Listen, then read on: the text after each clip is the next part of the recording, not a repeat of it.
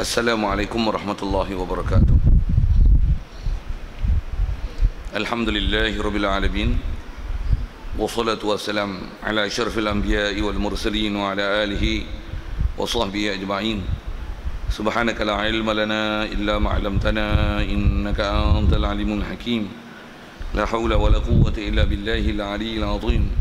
Rabbi shrah li sadri wa yassir li amri wa hlul 'uqdatam min lisani yafqahu qawli. Allahumma iftah 'alaina bi futuhil 'arifin bik. Allahumma ja'alna minal ladzina yastami'una al-qawla fayattabi'una ahsana.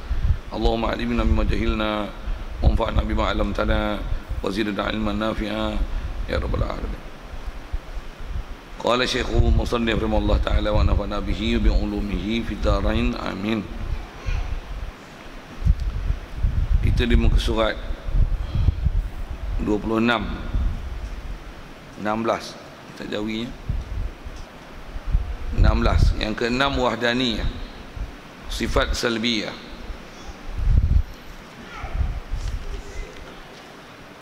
Keasaan Allah, artinya Allah Ta'ala asa tunggal, dan padanya tiga bahagi. Pertamanya tunggal pada zatnya, keduanya tunggal pada sifatnya, ketiga tunggal pada perbuatannya. Ya, hadirin sekalian, pertama sekali syukur, terima kasih kita ke Allah Ta'ala. Syukur kita pertama sekali nikmat hidup Allah Ta'ala masih beri. Yang mensyukuri nikmat hidup ni ialah ajaran Nabi kita Muhammad sallallahu alaihi wasallam yang diajar kita mensyukuri nikmat hidup setiap kali bangun pada tidur dengan doa yang diajarnya, alhamdulillahillazi ahyana ba'dama amatana wa ilaihin nusyur. Syukur juga di atas Islam yang kita perolehi sejak wajah kecil lagi. Lebih-lebih lagi syukur kita Allah Ta'ala jadikan kita boleh ke masjid, ke surau, boleh berjemaah, boleh ke majlis ilmu. Dengan itu dapat dengar, dapat faham, dapat mengiktiraf, mengakui dan menerima semua ajaran Nabi SAW. Apatah lagi syukur kita Allah Ta'ala jadikan hati kita begitu lembut, boleh ikut segala perintahnya, meninggalkan larangannya. Dijadikan kita pula nak istiqamah, nak mengerjakan taat berterusan insya-Allah sampai ke akhir hayat kita. Syukur nikmat-nikmat besar Allah Ta'ala beri. Syukur juga kesihatan, kelapangan masa yang masih dianugerah ke kita. Dengan itu dapat kita hadir untuk solat maghrib berjemaah, dan insya-Allah kita memanfaatkan pertemuan malam ini meneruskan bacaan kitab kita daripada kitab Pati Faridatul Faraid ni insya-Allah. Dan kita dalam masjid ini ada peluang mendapatkan itikaf ke kita. Itikaf ibadah tak sah melainkan dengan niat. Kalau tak niat lagi, niat sama-sama. Lepas niatnya saja aku itikaf dalam masjid ini kerana Allah Ta'ala. Kata Musannif yang ke-6-nya wahdaniyah, sifat salbiyah. Hadirin sekalian, apa yang kita nak sambung adalah nak masuk sifat yang atas angkanya yang ke-6, wahdaniyah. Tak asing rasanya perkataan ini pada kita. Nisbah sifat dia adalah sifat salbiyah. Jadi ada beberapa perkara yang kita dah bicara, khususnya sifat salbiyah. Jadi atas penamaan kategori sifat wahdaniyah dipanggil sifat salbiyah kerana makna salbiyah hari itu kita dah belajar. Salab maksudnya tanggal, buang. Jadi sifat salbiyah maksudnya sifat yang menanggalkan, membuang, menyahkan, membersihkan daripada Allah Ta'ala perkara yang tak layak pada dia. Jadi bila disebutkan wahdaniyah, antara sebab dipanggil salbiyah pasal apa? Pasal antara maksud yang dapat dipaham. Kalau istilahnya dipanggil masadaqa, daripada mafhum daripada kalimah wahdaniyah adalah tak berbilang. Wahdaniyah terjemahnya satu. Apa maksud satu? Tak berbilang.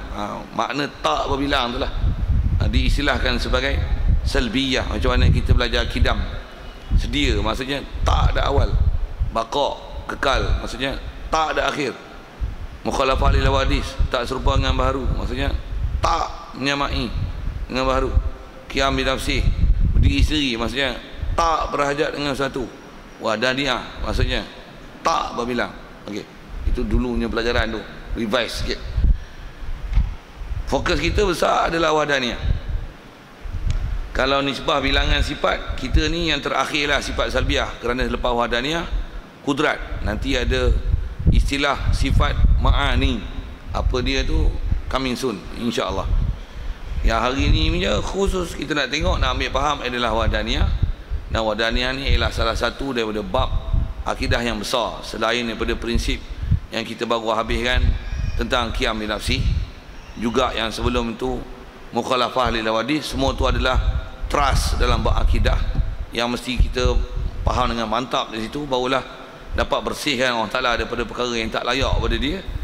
Dan seterusnya kita nak belajar adalah wahdaniyah. Baik, kalau asal tengok terjemahan dia dulu, dia kata wahdaniyah itu adalah keasaan Allah. Jadi dia terjemahkan wahdaniyah tu bukan asa, tapi keasaan.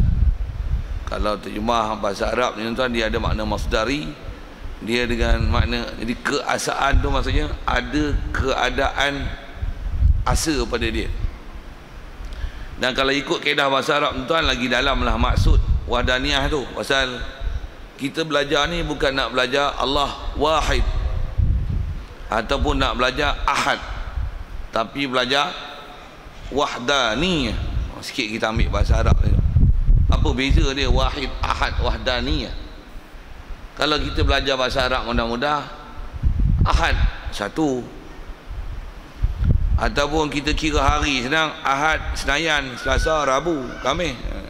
Memang Ahad maksudnya satu, hari pertama satu. Qul huwallahu ahad, katakanlah dialah Allah, Tuhan yang ahad, satu. Maka terjemah mudah, satu. Cuma yang tu ahad. Begitu juga wahid. Inna ilahakum ilahun wahida, inna ilahakum la wahida wa ilahukum ilahun wahida. Jadi itu wahid. Apa makna wahid? Cuma bahasa Arab kalau wahid dia ada dengan makna sifat, maksudnya yang pertama, yang satu, yang satu. Kalau ahad bahasa mudahnya satu, wahid yang satu. Kita bukan belajar ahad, kita bukan belajar wahid, kita belajar wahdan.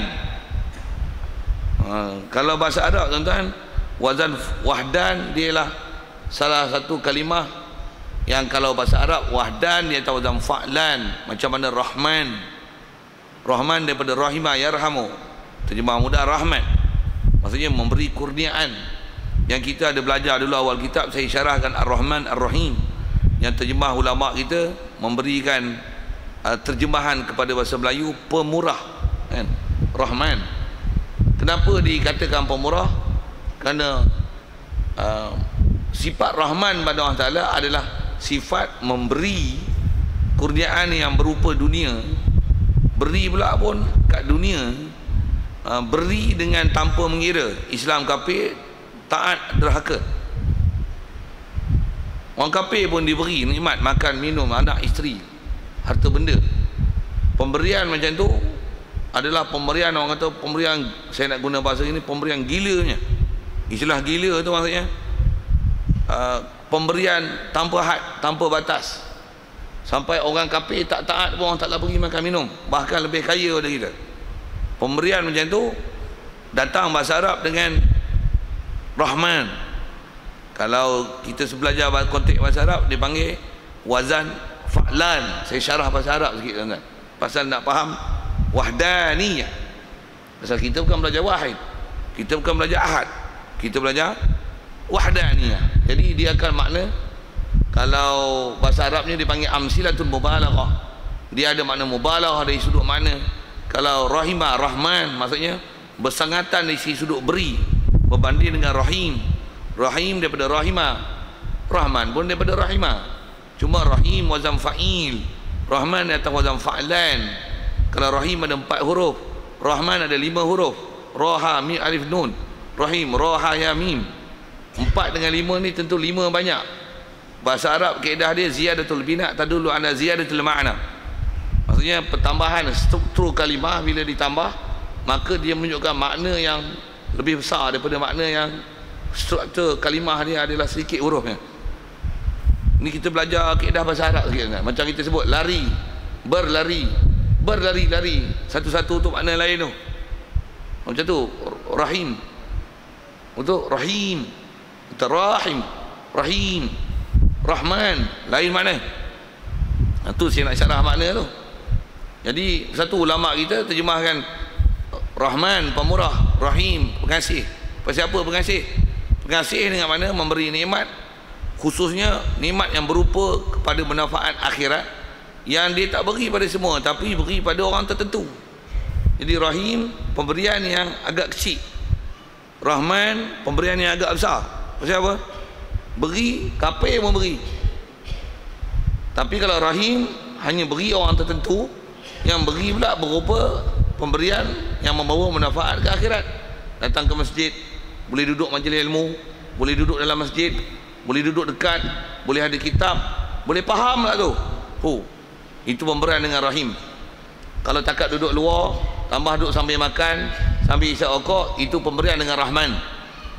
Kafir yang mendapat. Tapi duduk dalam masjid, boleh duduk faham, itu pemberian dengan Rahim. Pasal apa orang Ta'ala beri dengan Rahman sampai orang kafir dia beri? Pasal atas kita bicara bahasa Arab ni, Rahman wazan fa'lan dia menunjukkan mubalaghah. Dia kalau bahasa Inggeris yang disebut ada superlatif dari segi maksud memberi. Baik, kalau kita belajar ni, kita bukan belajar wahid, kita bukan belajar ahad, tapi kita belajar wahdan. Apa wahdan? Asa-asanya. Kalau nak syarah tu, kalau satu ahad, wahid yang satu. Terjemah mudah itu je. Walaupun ada syarahannya nanti. Tengok dan kita nak sebut tu, macam mana pun saya nak sebut ialah wahdan, dia dengan mana asa-asanya. Apa maksud asa-asanya?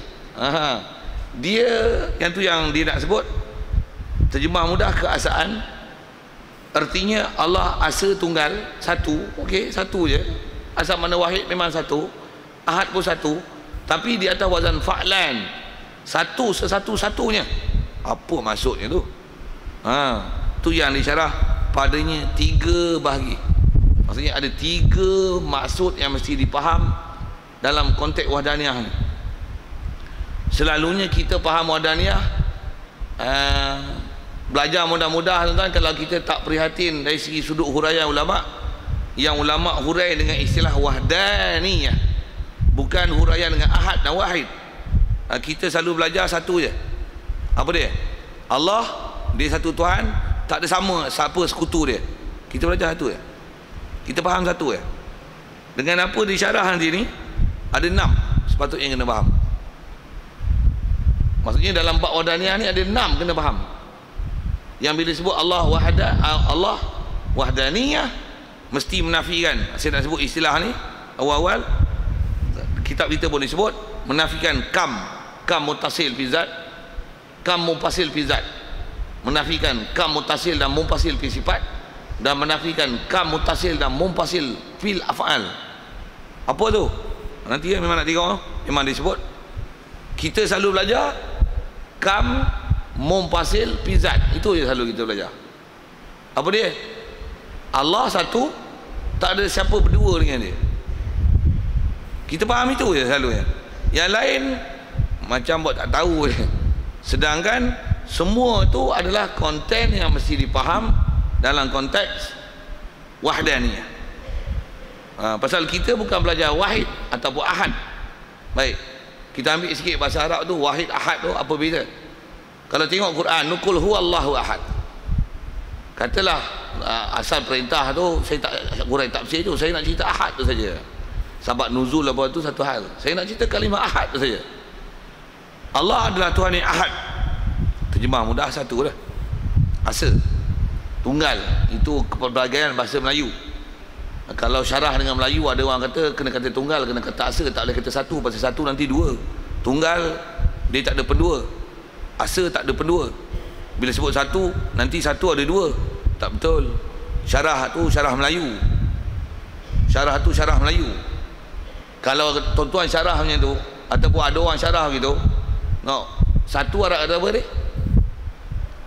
Tuan-tuan tak bisa dengar bahasa orang putih. Bahasa orang putih pula dah silap soal pula. Orang putih apa? 1, 2, 3. Arab wahid isnani salasa. Lama takkan tak kerti. Wahid isnani salasa. Budak pasti belajar tuan-tuan. Wahidun 1, isnani 2, salasa 3. Allah, budak-budak yang belajar. Okey, saya nak cerita apa? Wahid dan wahid isnani. Allah Ta'ala bahasakan tak dekat dia. Dia kata dia wahid. Ada dalam Quran. Inna ilahakum la wahid wa ilahukum ilahum wahid. No, kalau kira dengan kau, kita kira 1, 2, 3, 4 ke 1, 2, 3, 4. Arab wahid isnani salah arba. Jadi maksudnya kalau ada orang syarah kata tak boleh sebut satu, kena kata sa atau tunggal. Itu syarah Melayu, bukan syarah dengan maksud yang kita sebut. Macam mana pun ikut nak pakai bahasa itu payah kat kelahi orang Melayu tak kerti Arab ni, payah kan. Macam mana pun tuan-tuan dengar saya penjelasan tu, saya tak sebut apa. Macam mana pun, okey, ambil huraian ahad tu. Asal terjemah ahad tu satu. Macam mana kita sebut ada hari ahad, ahad isnain tu pun ahad isnani pun satu juga. Cuma bahasa Arab dia ada beza antara wahid dengan ahad. Kerana kalau sebut ahad memang terjemahnya satu, tapi makna yang terkandung dalam ahad adalah dia ma yantafil inqisam, menafikan terbahagi dan berjuzuk. Satu orang Ta'ala bagi huraian dalam Quran, qul huwallahu ahad, Allah Tuhan yang satu. Baik, apa maksud satu? Lam yalid walam yulad. Apa maksud lam yalid? Tak beranak. Lam yulad, tak diperanakkan. Baik, ambil syarahan dalam bentuk saintifik sikit. Apa maksud dia tak beranak? Tak beranak maksudnya tidak ada sesuatu keluar pada dia. Ke beranak ni sesuatu keluar pada sesuatu. Yulad, diperanakkan. Apa maksud diperanakkan? Dia keluar daripada sesuatu. Jadi bila Allah, dia bukan keluar daripada sesuatu dan tidak ada sesuatu keluar daripada dia. Maksudnya dia bukan sesuatu yang boleh di separate kan, boleh dijuzuk-juzukkan, boleh dianggotakan, boleh dikomponenkan. Apa lagi bahasa itu? Boleh ataupun bahasa ayatnya, kataan ahad itu menafikan diri Allah bukan terdiri daripada sesuatu yang boleh dia ada sesuatu yang tercerai daripada dia, ataupun dia adalah ceraian daripada sesuatu. Itulah huraian lam yalid walam yulad. Jadi ahad maksudnya apa? Ma la yaqbalul inqisam, perkara yang tak boleh terima bahagi. Allah satu tu maksudnya diri Allah, zat Allah bukan terdiri daripada juzuk, anggota, komponen. Ternafi maksud macam tu. Pasal apa? Pasal ahad. Allah ahad, tak ada sesuatu keluar pada dia, dan dia bukan keluar pada sesuatu. Kalau sesuatu yang dia keluar pada sesuatu, ataupun boleh keluar sesuatu pada dia, maksudnya kita sesuatu tu terdiri daripada bermacam-macam benda yang akan ada sesuatu yang boleh keluar dari dia. Boleh faham saya sebut apa? Yang tu yang ulama nak bagi huraian tu. Pasal kita selalu faham dua tu, tak ada dua yang asing daripada zat Allah Ta'ala. Tapi bab Allah, diri dia mustahil terdiri daripada juzuk, anggota. Yang tu kerana tak dibahas dalam bab wahdaniyah. Walaupun benda tu kalau disebah kita dah bahas dalam bab mukhalafah. Itu yang kita bicara orang Ta'ala. Ada ulama kita digunakan bahasa mustahil orang Ta'ala bertangan, bermuka, berkaki, bermata, berjuzuk, beranggota, ambil manfaat. Kita dah lepas lah pelajaran tu. Kenapa tu? Yang tu dulu belajar atas konsep mukhalafah lil hawadis. Begitu juga mustahil di arash, mustahil di langit, mustahil. Perkara yang istilahnya berada di tempat baharu, ambil manfaat pada makhluk. Pasal apa? Dah belajar juga, berlepas. Qiyam bi nafsi. Okey. Ni satu lagi, menguatkan lagi makna yang lepas dalam bab mukhalafah, menguatkan dalam makna qiyam bi nafsi. Apa dia? Dia bukan saja wahid, dia bukan saja ahad, tapi wahdani. Okey, saya bawa syarah ahad. Jadi ahad maksud mana? Ma la yaqbalul inqisam, perkara yang tak boleh terima bahagi. Jadi Allah satu tu maksudnya zat dia bukan terdiri daripada juzuk, anggota, ataupun gabungan jalinan molekul, zarah, atom, bohpi dengan bahasa sains gitu. Kalau tak bahasa tu pun bahasa mudah-mudah yang nak menunjukkan di situ ada salah akidah, mengiktikadkan Allah Ta'ala ada muka, ada tangan, out.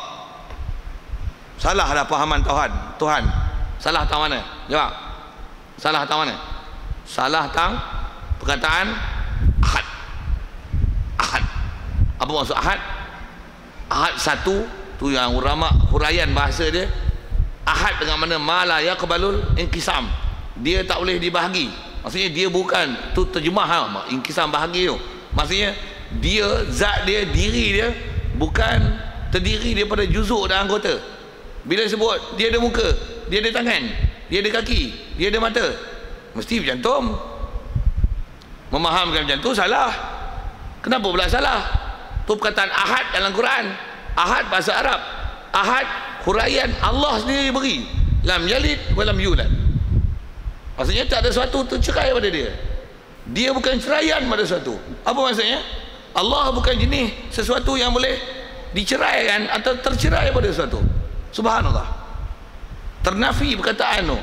Ternafi muka, tangan, juzuk kepada Allah Ta'ala. Yang tu yang kita dah belajar dalam mukhalafah lil hadis yang lepas. Ayat-ayat macam tu mesti muka bukan makna muka, tangan mesti bukan makna tangan. Main mana? Kerana clash dengan makna ahad. Satu ayat tu dipanggil ayat mutasyabihat. Ayat mana? Ayat bab muka, ayat bab tangan, ayat bab mata. Kita dah bicara dulu bab mukhalafah. Tak hadir tu kesianlah kat tuan-tuan. Dia nak kata apa? Tak belajar. Saya nak ulang bukan dia dah. Takkan nak ulang balik baca kitab benda dah baca. Tengoklah apa yang ada. YouTube ada, pergi buka pergi tengok. Type halakah ilmu Parti Faridah Faraid. Keluar. Tengok ada file tu. Tengok pula Masjid Taman Keladi. Pasal lah ni ada file-file yang dah dirakam ni, ada kat sana. Kod lah boleh buat revision dan reminder atas apa yang kita dah belajar. Otak komputer kan. Jadi buka komputer je lah. Tak faham sudah. Otak komputer, buka komputer.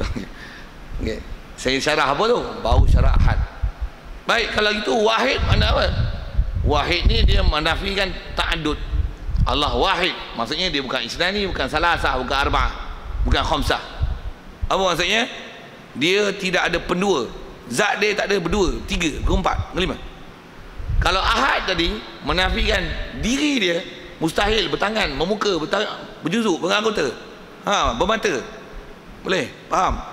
Beza antara ahad dengan wahid. Arab bahasa dia halus tuan-tuan.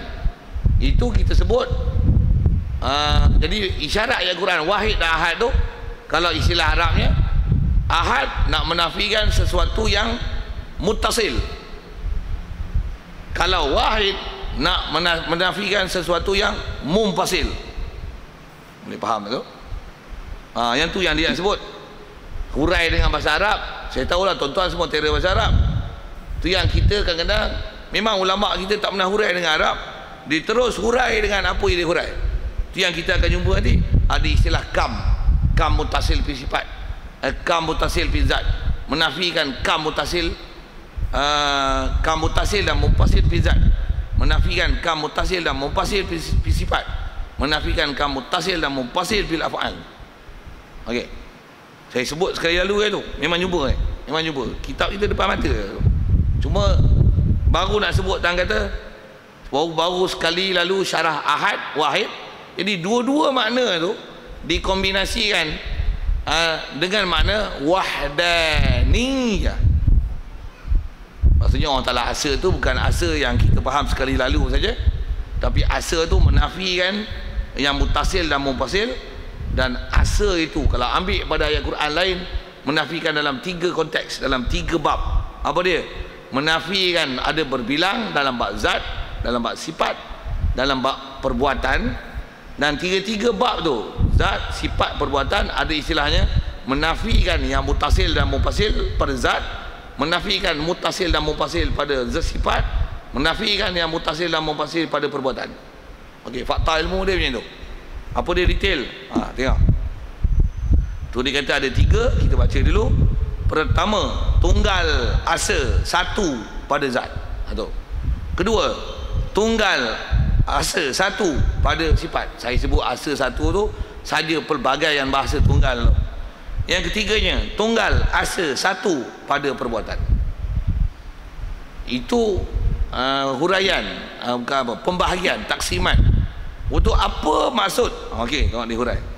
Tunggal pada zat ada dua bahagi. Tengok dihurai. Jadi kalau ikut yang ni dia nak bagi huraian masalah zat lah. Yang sekali lalu saya sebut tadi memang ada isyarat yang tu yang original, yang asal, yang ada daripada perkataan ahad dan wahid dalam Quran. Sebab Quran datang dengan dua lafaz. Allah Ta'ala satu ni. Ada lafaz ahad dan wahid. Saya hurai dah sekali lalu tadi. Bahkan Quran sendiri menghuraikan apa maksud ahad. Maksudnya lam yalid wa lam yulad. Maksudnya dia bukan tercerai pada sesuatu, bukan dia keluar pada sesuatu. Isyarat apa? Mustahil dia terdiri daripada komponen dan juzuk. Dan dia bukan boleh ada sesuatu dia tercerai daripada dia. Pasal benda boleh bercerai, maksudnya mesti dikombinasi daripada sesuatu. Tu kaedah ta'akul berfikir. Pasal Quran tu orang Ta'ala datangkan berakidah, baik bahasanya, apa saja, baik hukum syariatnya, halal haramnya, apa yang sebut, baik hukum hududnya, semua pensyariatan Allah Ta'ala kalau kita semak, teliti, kaji, semuanya akan munasabah dengan akal. Cantik. Cuma apa dia tu, nak syarah tu agak panjang. Macam mana pun, yang ni yang ulama kita dia bagi syarah tu. Pasal kita bahasa Arab, bahasa kita tak dalam, bahasa Melayu pun tak dalam, jangan kata bahasa Arab. Bahasa Melayu tak lulus, apatah lagi Arab yang tak pernah belajar, mana nak kerti. Kalau baca dengan terjemah dia tak faham macam mana apa yang sepatutnya dia ambil intipati. Okey, sikit bahasa macam tu. Macam mana pun, tengok dia bagi huraian dulu. Yang dia hurai ni adalah yang saya dah sebut tadi. Ada istilah mensyarahkan ahad dan mensyarahkan wahid. Cuma yang saya syarah ni baru dalam bab zat. Yang ni fokus asal. Baik. Tunggal pada zat ada dua bahagi. Satu, zat tidak, maksud zat tu diri Allah. Pasal istilah dalam bab tauhid bila zat maksudnya diri Allah. Pasal diri Allah tak dibahasakan sebagai apa nak sebut, jisim Allah. Tak dibahasakan jisim, pasal jisim maksud lain. Untuk tubuh Allah tak bahasa tubuh Allah Ta'ala. Allah Ta'ala bukan tubuh. Istilahnya dia panggil zat. Istilah zat maksudnya apa? Diri. Okey. Jadi zatnya diri Allah Ta'ala. Bila kata asa tu, yang ni makna ahad. Apa dia? Tidak bersusun, tidak berkapuh, hingga boleh berbelah bahagi. Itu maksud asa. Kalau orang tanya ambil mana, tuan-tuan jawab. Jawab. Ambil mana ni, saya tanya ambil mana ni? Ambil mana huraian asa tu, wahdaniyah tu. Zat Allah tak bersusun, tak berkapuh, hingga boleh berbelah bahagi. Berkapuh bang, kapuh. Kapuh ni bunyi Kelantan sikit lah, bunyi Patani sikit kan. Walaupun duduk Sungai Petani tapi bukan orang Patani. Dia tak kerti sikit bahasa-bahasa tu kot. Tak faham pun. Faham ke kapuh? Kapuh. Kapuh maksudnya ni hamba makan kacang, stay satu. Kalau dua hamba kapuh dua. Kapuh. Apa nak kapuh? Kapuh lah. Tu kapuh gabung, susun, matching sekali. Kapuh. Saja syarah bahasa ni pasal penulis dia orang petani. Jadi diguna dialek petani tu. Jadi saya tolong syarah bahasa, baru faham maksud dia, baru faham maksud kitab, baru faham Quran, baru faham akidah. Pasal memang nak syarah ni syarah Quran. Okey, syarah Quran pun Quran mana? Quran yang turun bahasa Arab. Itu yang syarahkan ahad dengan syarahan Arab, bukan syarahan Melayu. Okey. Baik. Jadi asal saya tanya dia, ambil mana kata Allah Ta'ala ni zat dia tak bersusun, tak berkapuh. Yang berkapuh tu maksudnya dia bersusun, apa lagi yang sebut, terjalin, bergabung, apa lagi yang sebut, dikombinasikan, dikombinekan hingga boleh berbelah bahagi. Istilah boleh belah bahagi ni dia terdiri daripada juzuk, anggota dan sebagainya lah. Pasal Allah dia bukan makhluk yang jenis berjuzuk, beranggota. Ada istilah yang kita dah belajar lepas, ada istilah jisim, ada istilah jirim. Jirim dari sudut mengisi ruang, jisim pandang pada sudut dia tersusun daripada juzuk-juzuk tertentu, itu dipanggil jisim. Allah bukan jisim, Allah ahad.